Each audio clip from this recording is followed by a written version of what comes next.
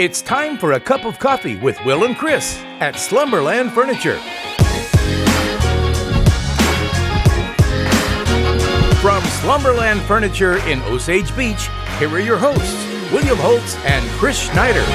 You're darn right, it's cold out there, but that is not going to stop Chris and I from bringing you a cup of coffee with Will and Chris right here at Slumberland Furniture. And we got a big show for you guys today. And Chris, I would imagine a lot of people out there watching are probably down and out after Sunday's game. And we're a little down and out, but we're going to see if we can cheer you up as we recap that and talk about some really fun things around the Super Bowl. We'll look back at our predictions and we'll wrap up the 2020 season of Pick'em between Chris and I, who ends up victorious. I sucked.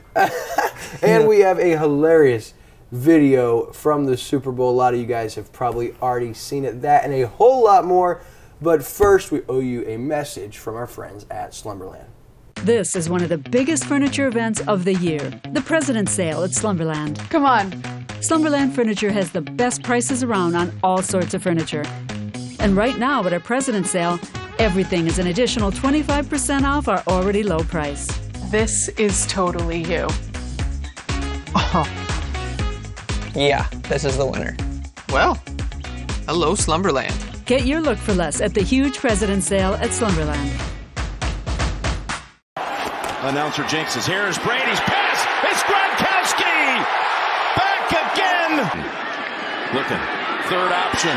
End zone. Caught. There's the fake. There's the pass. And there's the catch for the touchdown.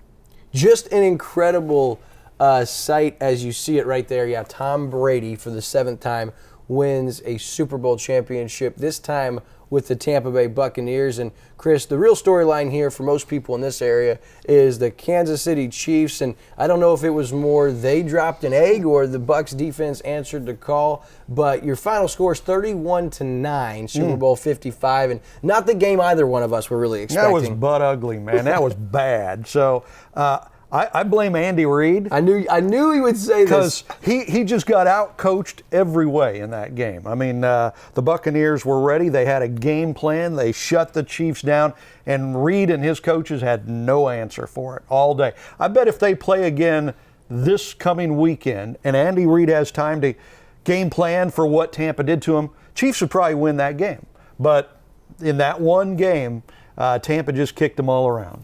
How did you feel like outside, because I definitely think that game planning was a huge part of this, and the Bucs had the Chiefs number from the coin toss, and there's no doubt about that. But by the way, I won the coin toss. Yeah, we'll get into that. That's like the only thing I won. We'll get into that. I didn't figure you wanted to jump into that yet. I was gonna give you a second to lick your wounds. But what did you think about Brady's performance in comparison to Mahomes? Because honestly, Brady had the touchdowns, but more or less, what did you think about Patrick Mahomes in this Super Bowl? You know what? I go back to the game plan where I don't really blame Mahomes for having a bad game because he was under pressure the whole day. I mean, he didn't have time to throw. He was running for his life, and so I don't really think he had that bad of a game. I just think the Buccaneers defense putting pressure on him, the game plan, they just outsmarted him. Yeah, and I didn't understand, right back to coaching, is, with the Bucs drawing up that game plan and continually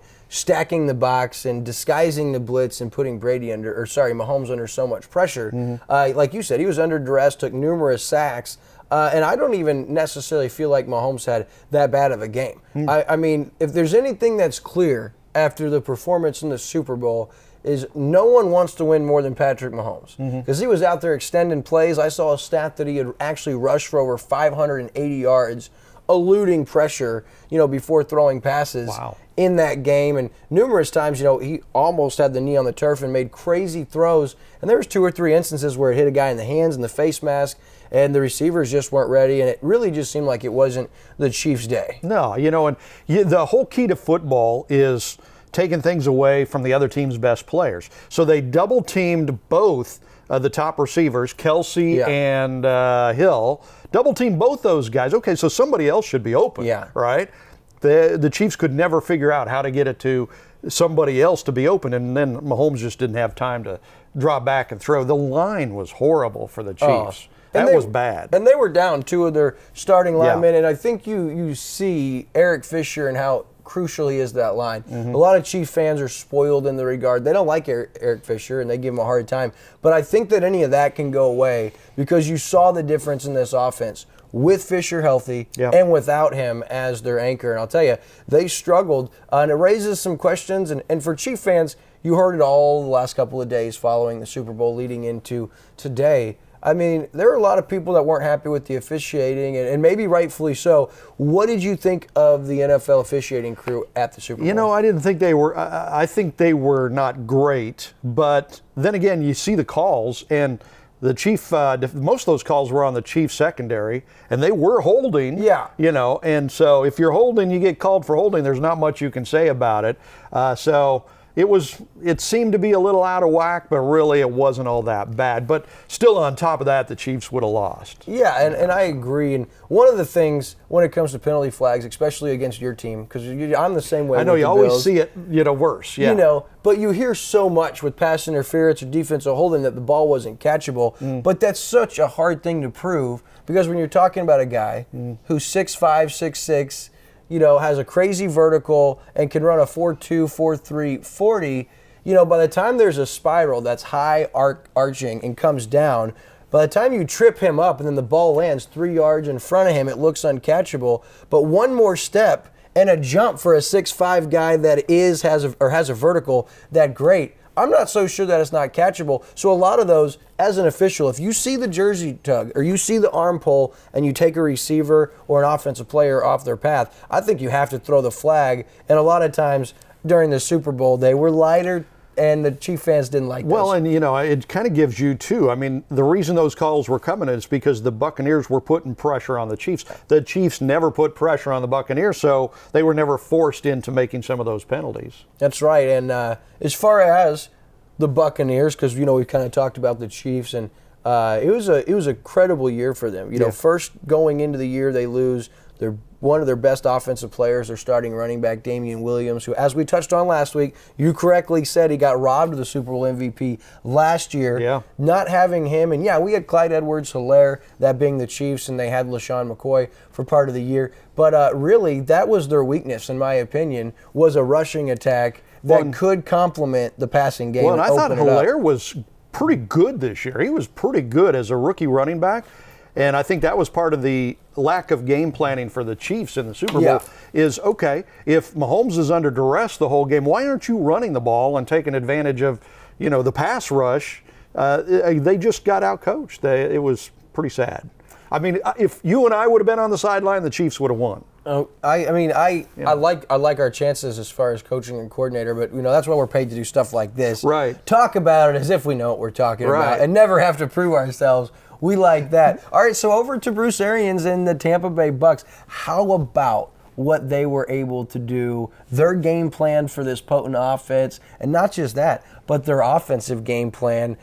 Man, they really got up early and never looked back. Arians is a really good coach. Now he's probably going to be considered a great coach, but remember, he took another team to the Super Bowl a few years ago, the Arizona freaking Cardinals, with Kurt Warner as their quarterback, and they almost won that Super Bowl. They lost in the final minutes to Pittsburgh, but Arizona really should have won that Super Bowl. Arians, he's a really good coach. He knows what he's doing. And he's worked with some great quartquarterbacks. Oh, He had yeah. Andrew Luck in Indianapolis. Of course, he had Ben Roethlisberger when he was on Cowher and Tomlin's staff and Now Pittsburgh. Tom Brady, certainly. And, of course, now Tom Brady. So I do like Arians and just his game plan. And another thing about Tampa Bay, and, this is as political as it gets to bring this up, but Tampa Bay has got, female coaches, and then all of their top assistants are African Americans. And I loved what Coach Arians said when he was asked about that. He goes, listen, I just have the best coaches. They happen to be black. And I think that's the way it should be. That is the way it should be. Because I hate seeing them tote that. It's like, I want the best candidate, Yeah.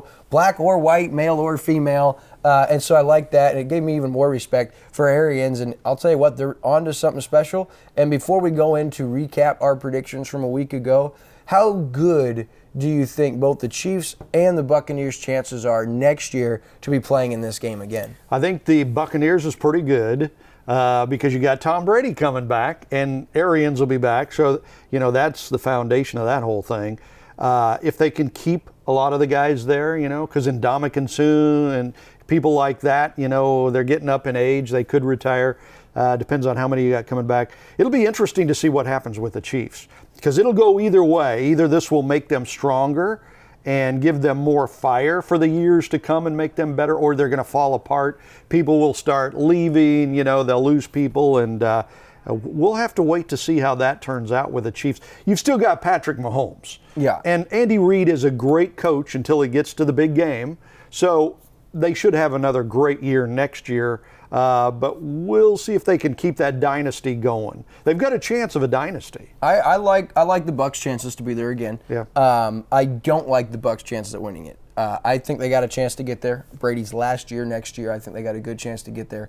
But bold prediction, not only will Kansas City be back next year, I think they got a chance to run the table next year. And I haven't even seen their full schedule. I think at worst case scenario, KC goes 14-2 next year. They're the 1 seed in the AFC, and they roll over everybody, and they're going to be out for vengeance. And so next year belongs to the Kansas City Chiefs. Don't stand in their way in 2021 headed into 2022. But speaking of bold predictions, let's take a look back at last week and see who thought this was going to be the Super Bowl outcome. Is it going to be heads or tails? Uh-huh. I'm going to say it's going to be heads. All right, well, tails never fails, so Chris goes heads. Okay, good. On the... I've already picked up a point there. Final score, I'm going 35-32 Chiefs.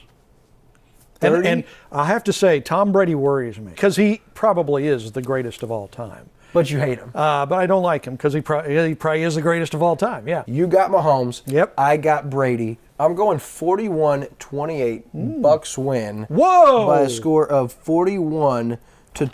And listen, sun shines on a dog's butt every once in a while. Man, I tell you what, there is no doubt. You know what you're doing when you're making picks. I mean, I thought you were crazy when you said Tampa was going to win by that much. And all my friends that have watched the show, they called me up or something and said, Will's crazy. There's no way that's going to happen. You nailed it, man. Well, it's something about you don't go against him, like I said, this late in the year. Unbelievable. In my heart, I wanted Mahomes to win. I wanted the Chiefs to win.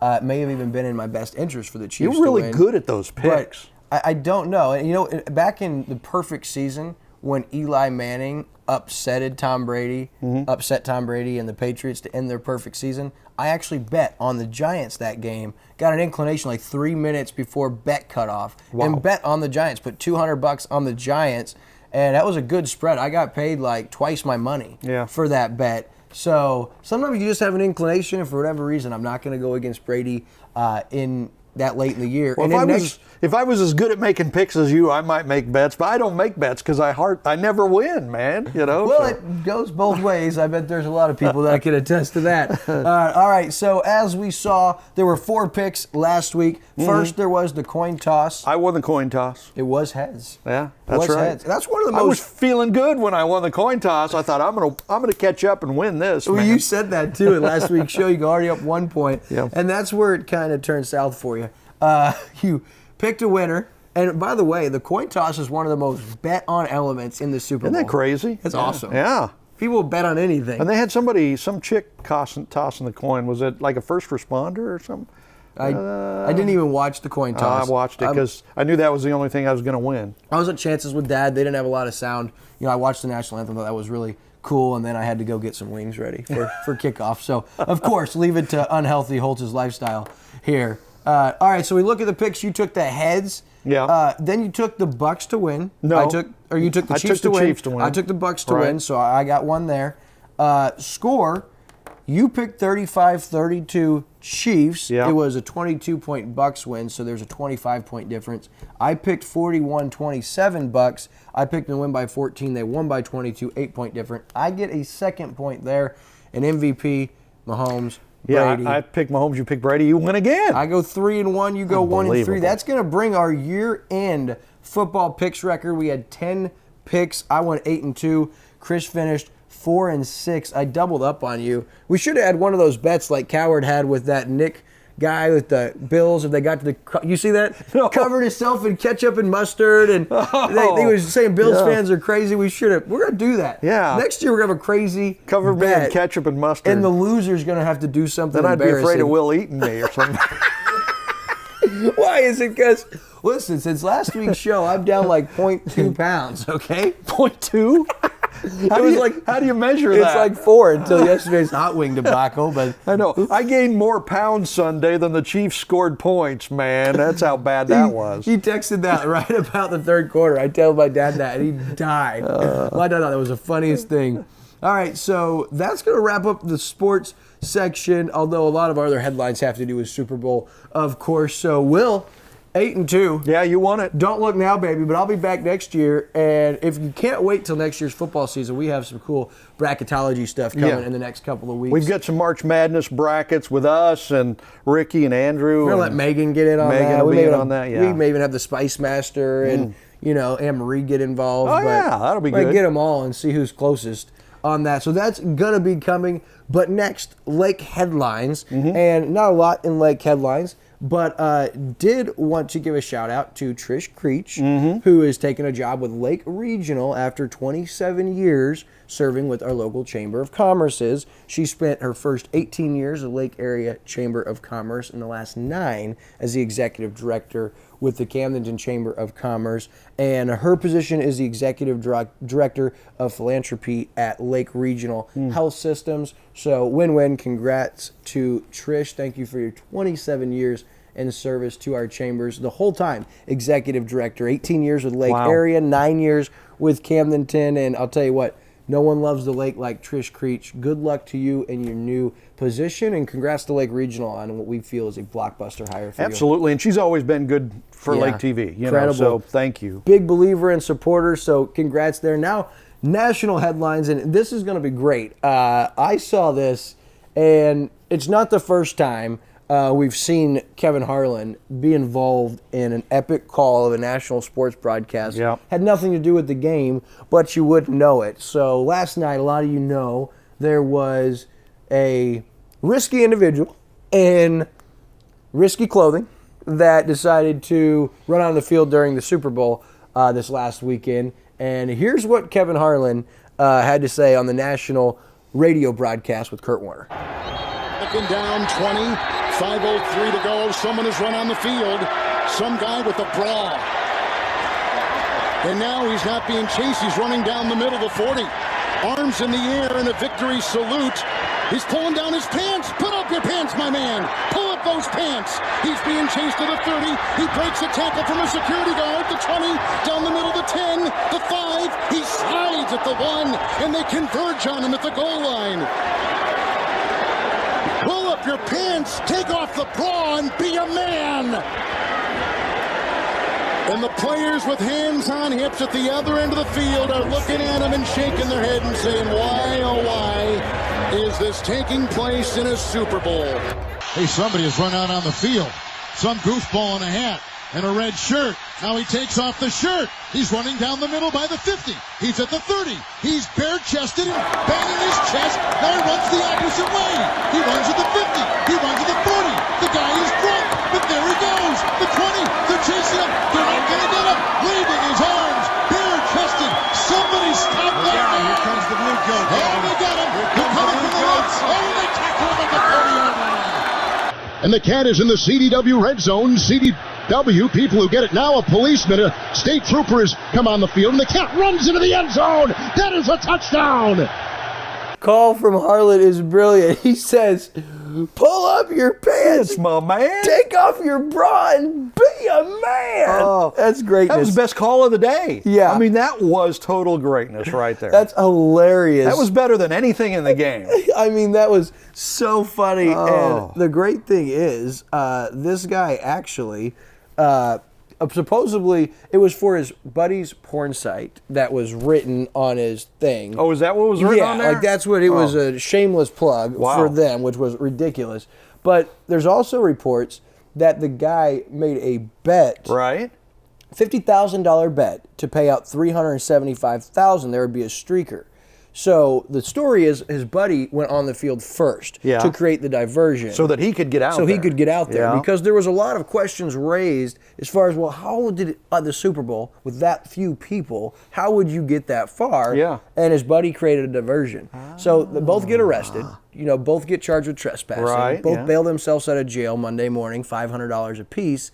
So if the bet's good, your $50,000 turns to $375,000. So he's actually pocketing $374,000. Wow. Which is a pretty good choice. However, so somebody had contacted the Gaming Commission in Las Vegas to see if that was true. To see if it was true. Yeah. And they said they couldn't find any proof of it, but also said no sports book or place in America would be stupid enough to leverage that kind of money when the human element was involved. He said, because if they were, he said, you bet your sweet butt, I'd have been in that pink lace, thong, tutu, leotard, swimsuit right next to that guy had it happen. So not sure if those rumors are true, but it does make me think, if it were true, do you not see in the future more idiots placing big bets and trying to get into the Super Bowl? How much would it take for you to go streaking in a thong? A lot less than $375,000, I'll tell you that. But it's going to take a lot more than $375,000 to heal. That's asking all the a lot damage of a we've thong, done. man.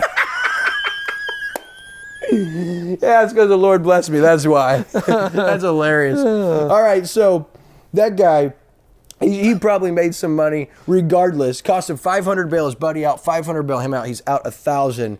But even if it was something as shameless as a porn site, think about a marketing play like that. Like, imagine me running out in the field with a Lake TV or a cup of coffee with Will and Chris logo on my thong bathing suit at halftime, and Kevin Harlan calling about the most delightful thing he's ever There'd be some burned seen. retinas there, huh? So maybe that wasn't a bet. Yeah. Whether or not that's true, you'll have to do some digging. But one thing we do know is Mattress Max is back at it again, notorious for his $11 million bet, part of a promotion campaign at his mattress store on in the Houston. Astros Nationals.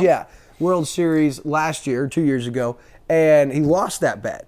But, however, I think that his increase in mattress sales far made up for any bet he lost. However, he's back at it. He bet $3.46 million against the spread on the Bucks, and people called him crazy. Now, in Texas, you're not allowed to bet online. Right. So he flew to the Colorado Springs airport, and on DraftKings from his cell phone, placed the bet, and he ended up winning. Total payout is profit $2.72 million. So you're looking at a $6.1 million payout. Wow. And I mean, he cleaned up without a doubt. And the guy's a marketing genius. I mean, and doesn't hurt when you win bets like that. I've actually talked with that guy. You were saying that. I did a nationally syndicated talk show, and he called in, and because we were talking about the Astros or the Houston Oilers back then or something, you know. So he's a pretty good guy, really. That's awesome. Obviously, he's rich. He's got way too much money to play with. Yeah, way more money than I have. I'm not about this guy, but way more money than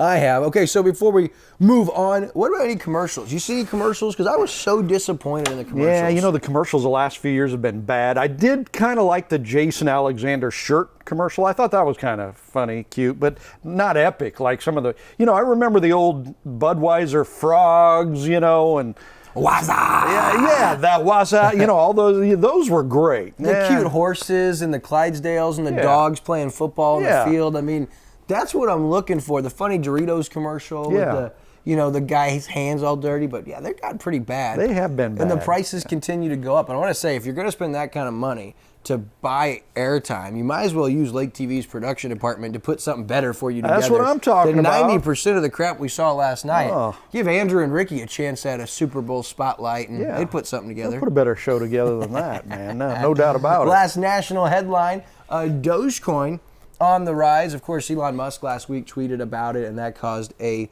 crazy spike. This is a cryptocurrency, started out as a joke, a meme, and it is a coin with a picture of a dog on it, and now is actually trading, and it is trending. It closed this weekend at right under 8 cents per share, and that's after opening on the 26th of January to trade at 0.7 of a cent, meaning it's already up like 1,400% from where it opened. So had you put $1,000 in Dogecoin 2 weeks ago, your market value would be $14,000 right now. So Don't look now, folks, but Dogecoin may be a smart investment. All right, Chris, we got an inspirational quote this week so we can keep things positive. Yeah, absolutely. And you'll love this because it's Jim Valvano. Oh, that's my man. You love Jim Valvano, right? So in the wake of the Super Bowl, a lot of Chiefs fans hurting. Jim Valvano said, "Never give up. Failure and rejection are only the first step to succeeding." That's You gotta like that, right? Well, he's my favorite coach of all time. He has so many good quotes. Of course, his speech at the ESPYs in '93. You can't watch it without tearing up. And you've heard his story that he told in that speech about Lombardi. He loved Vince Lombardi, and he burst in the locker room at Iona, and he goes, "Today we're just going to be the best version of the Green Bay Packers." And Valvano's awesome. He was awesome. And then you ready for some trivia? Uncle Will loves a little trivia. All right. Now, I didn't give you the answer this week, so this will be fresh, okay? So you've seen the movie Aladdin? Oh, yeah. Okay, so what are the 3 wishes that the genie cannot grant in Aladdin? 3 wishes that the genie cannot grant. You cannot ask for more wishes. Okay. Is that one of them? No. Oh, well then, okay. Well, I don't know that. That has to be one. That has to be one you would think. Okay, he cannot kill anyone. Okay. Right? He cannot bring anybody back from the dead or make anyone fall in love. But yeah, can't make any more wishes, or you could have innumerable wishes. Well, there goes that myth that somebody thought the way I landed Unique was I got the genie's lamp, I rubbed the lamp, and I asked the genie to make Unique fall in love with me. Well, you can't. A genie cannot make somebody fall in love with somebody. That wouldn't, yeah. Perfect. Yeah. All right. At least in the Disney world. So that's a little bit of positivity this week from Uncle Chris with our inspirational quote and weekly trivia. Next, I got a couple questions I want to ask Chris. Okay. Okay, so Chris, just about 35 now, has been around for a couple of years. And Chris, if you could look at any 21-year-old out there right now and give them one piece of financial advice at the age of 21, what would that be? Get out of debt. Get out of debt. Pay off the credit cards. Get out of as much debt as possible because it's a trap. You'll end up just paying the interest rates. If you save what you would pay in interest rates, you'll be rich in 20, 30 years. Simple as that. Get out of debt as much as you can. There you go. And I'm telling you what, if I ask him questions like this and he gives advice like that, I would listen. The guy knows what he is talking about. Okay, next question. Tell me your biggest regret in the history of your career. Biggest regret? It's interesting. Probably like losing jobs that I thought I was going to get. Like when I was really early in my career, I tried out for a job as a weather person on TV, right? And it's really heartbreaking not to get that. And I was told I didn't get the job because I looked too young, right? Because I was only like 20 and stuff. So that ate at me. I thought, oh man, if I would have got that job. But I look back now, and I think it was a blessing not getting that job. It's just the way things turn out. Absolutely. But I always remember that one for some reason. Yeah, had you got that job as a weatherman, we may not be sitting right here right now. now. I know, exactly. And then it'd all be wrong, man. Thank goodness. Well, guys, make sure you plug into Lake TV on our Facebook page. We got so much coming up. Chris, just real quick, we only have a few seconds, but give a few of our guests we've got coming in on some of our segments. Right. Remember, you can see a Cup of Coffee with Will and Chris, 7, noon, and 7 weekdays. The Coaches Show, we've got Osage coach Craig Engelbrecht and Versailles coach Jason Ollison on this week on the Coaches Show, and you can see that at 9, 4, and 10 weekdays. Why are you talking about coaches? Real quick. Yeah. Go ahead. Yeah, new head coach at Osage High, right? Shannon Jolly back home. You heard it here. Yeah. Big time comes from Capital City, where he was the first coach ever there. Of course, you'll remember the big success he had at Eldon after leaving Osage. Well, in 2021, he's back at the helm. How about that? We'll have more of that on Lake TV in the near future. So, sorry, Chris, I just had to plug that in. Community Spotlight shows here on Lake TV. Our guest this week, Jerry Peters, president of Operation Life Support. They help people in crisis, veterans, and first responders. And we get into some Lake area history with Bill Mulder. Love Lake area history. Our games this week on Lake TV, Friday night, Conway and Osage. Next Thursday, Eldon Osage. Next Friday, Versailles and Eldon. There you have it. So those are coming. Before we leave, my friends, thank you to Jill Ray and the incredible crew here at Slumberland Furniture. Andrew Evans, our director of photography, our director of production, Ricky Smith, our art and digital media director, Megan Alpers, this good-looking guy is Chris Schneider. I'm William Holtz. Until next week, we'll see you at Slumberland.